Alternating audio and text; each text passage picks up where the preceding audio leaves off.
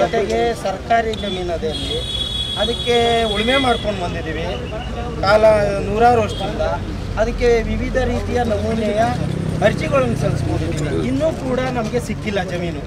ಅದು ಇಂಥ ಪರಿಸ್ಥಿತಿ ಇದ್ದಾಗ ಏಕಾಏಕಿ ಅಕ್ವೈರ್ಗೆ ನೀವು ನೋಟಿಫಿಕೇಶನ್ ಮಾಡಿದ್ರೆ ನಮ್ಗೆ ತೊಂದರೆ ಅಲ್ಲ. ಸರ್ಕಾರದ ಲೆವೆಲ್ ಅಲ್ಲ, ಇರಲಿ ಸರ್, ಯಾರೇ ಆಗಿದ್ರು ನಾವು ನಿಮ್ಮ ಹತ್ರ ಅಪೀಲ್ ಮಾಡ್ತಾ ಇರೋದು. ಹೌದು, ಖಂಡಿತ. ಈಗ ಉಪಮುಖ್ಯಮಂತ್ರಿಗಳು ತಾವೇನು ಹೇಳ್ತಾ ಇದ್ದೀರಿ, ಬೇರೆ ಮಾಡಿರ್ಬೋದು.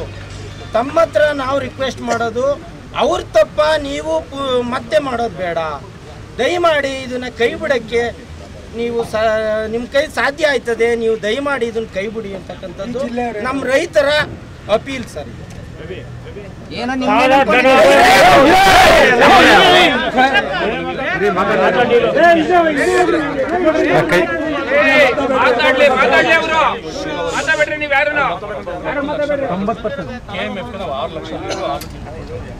ಸುಮಾರು 3 ಕೋಟಿಯಿಂದ 5 ಕೋಟಿ ರೇಷ್ಮೆ ಟರ್ನೋವರ್ ಅಂತ ಇದೆ.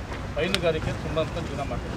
ಸೊ ಹಂಗಾಗಿ ಕಂಪ್ಲೀಟ್ ನೀರಾವರಿ ಭೂಮಿ ಆಗಿದೆ. 90% ಮರಗಿಡಗಳಿರೋದ್ರಿಂದ ನಾವು ಅಧಿಕಾರಿಗಳ ಜೊತೆ ಮಾಹಿತಿ ತಗೊಳ್ಳಿ. ತಾವು ಒಂದ್ಸಲಿ ಬಂದು ಸ್ಥಳ ಪರಿಶೀಲನೆ ಮಾಡಿ. ತುಂಬ ಹಸು ಇರೋದು, ತುಂಬ ನೀರಾವರಿ ಇರೋದ್ರಿಂದ ದಯವಿಟ್ಟು ಕೈ ಬಿಡಿಂದ ಮಾಡಿ.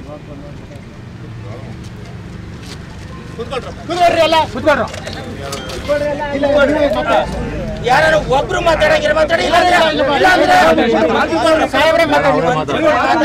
ಮುಖ್ಯಮಂತ್ರಿಗಳು ದಯಮಾಡಿ ಎಲ್ಲ ಸೈಲೆಂಟ್ ಆಗಿ ಕೇಳಿಸ್ಕೊಳ್ಳಿ.